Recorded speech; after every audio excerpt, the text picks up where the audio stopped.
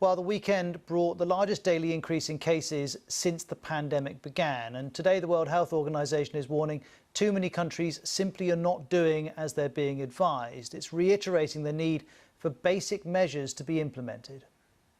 The only aim of the virus is to find people to infect.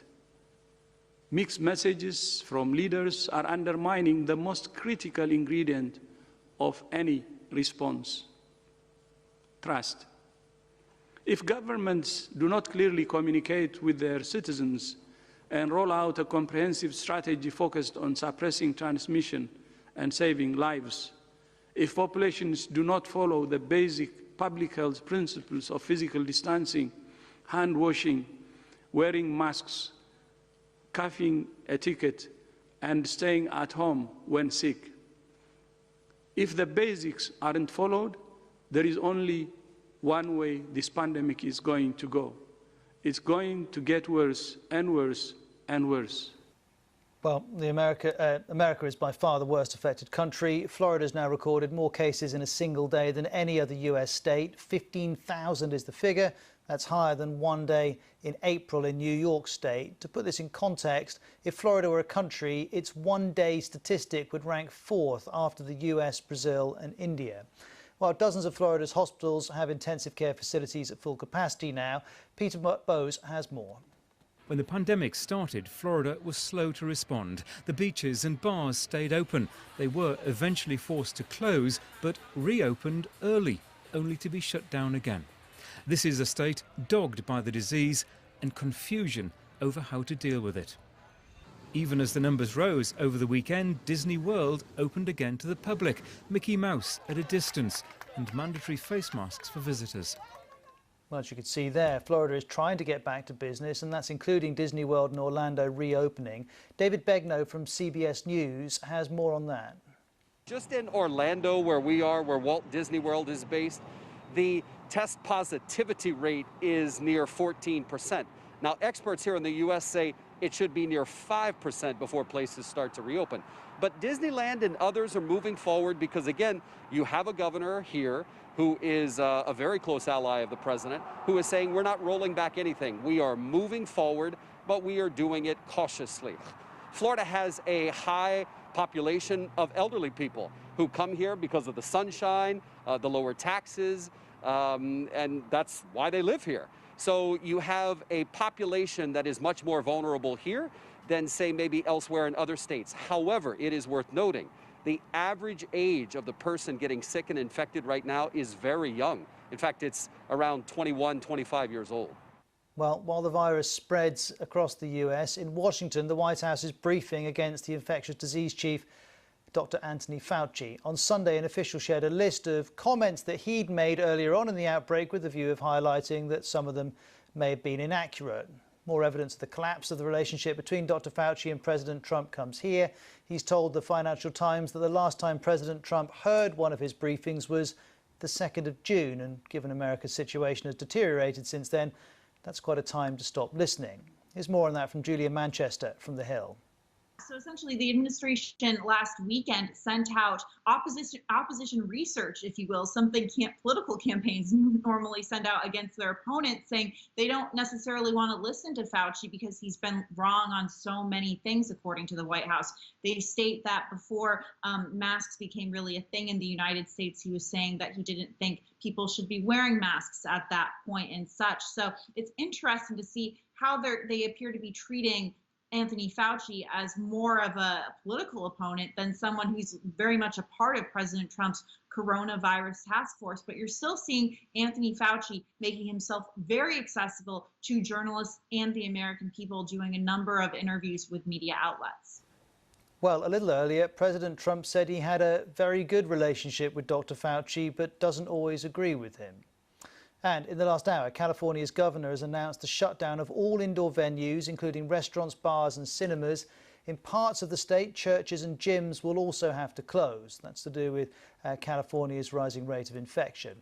Texas is another state under pressure. A doctor in the city of Antonio has spoken about a man who thought that coronavirus was a hoax, but subsequently died from it. Here's the doctor in question. We cared for a 30-year-old patient at Methodist Hospital who told their nurse that they had attended a COVID party. This is a party held by somebody diagnosed with the COVID virus, and the thought is that people get together and to see if the virus is real and if anyone gets infected. Just before the patient died, they looked at their nurse and they said, "I think I made a mistake. I thought this was a hoax, but it's not."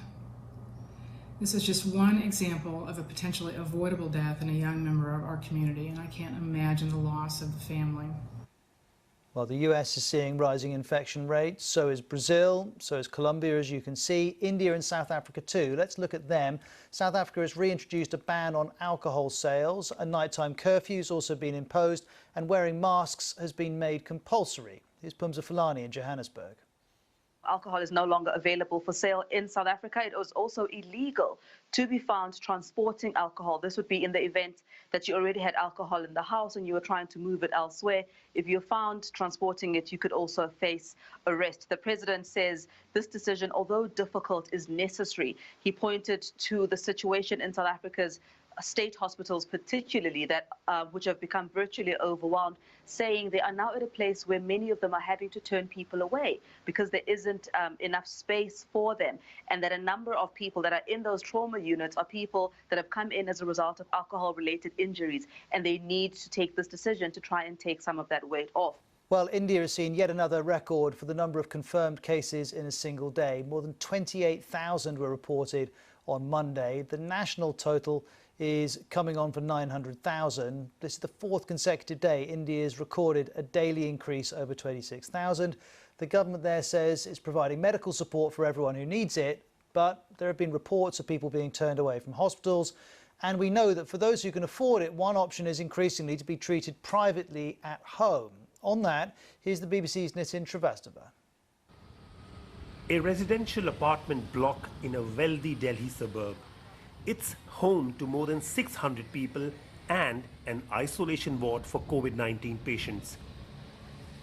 The government has increased bed capacity, but patients like Mr. Mehta prefer their own facilities like these. After testing positive, I went to a government hospital, but decided not to get admitted because of the excessive crush and overcrowding. We didn't panic as a family and opted for home isolation with a mini ICU kind of setup, which really helped me.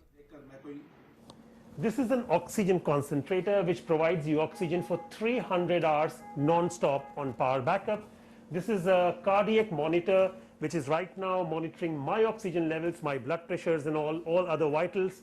And this is a ventilator for a worst case scenario. Whilst buying services like home ICU and isolation beds is becoming more popular amongst India's elite, the majority of patients do not have that option.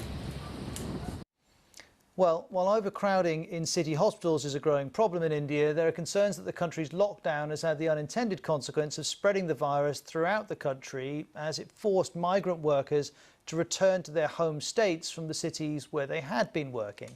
Dr Brahma Mukherjee is an epidemiologist at the University of Michigan. The disease has spread all across the nation. From the initial cases in the West Coast and Delhi and the bigger metros with the mobility of the migrant health workers, as well as the reopening of the country, it is now in the eastern and the southern states of India. I do not think a re-lockdown of India is feasible. So it depends on what metrics have we been able to achieve. So I think the implementation of the lockdown due to having limited time for the migrant workers caused increased mobility. So the disease has really spread across the country now, and less than 1% of people have been tested.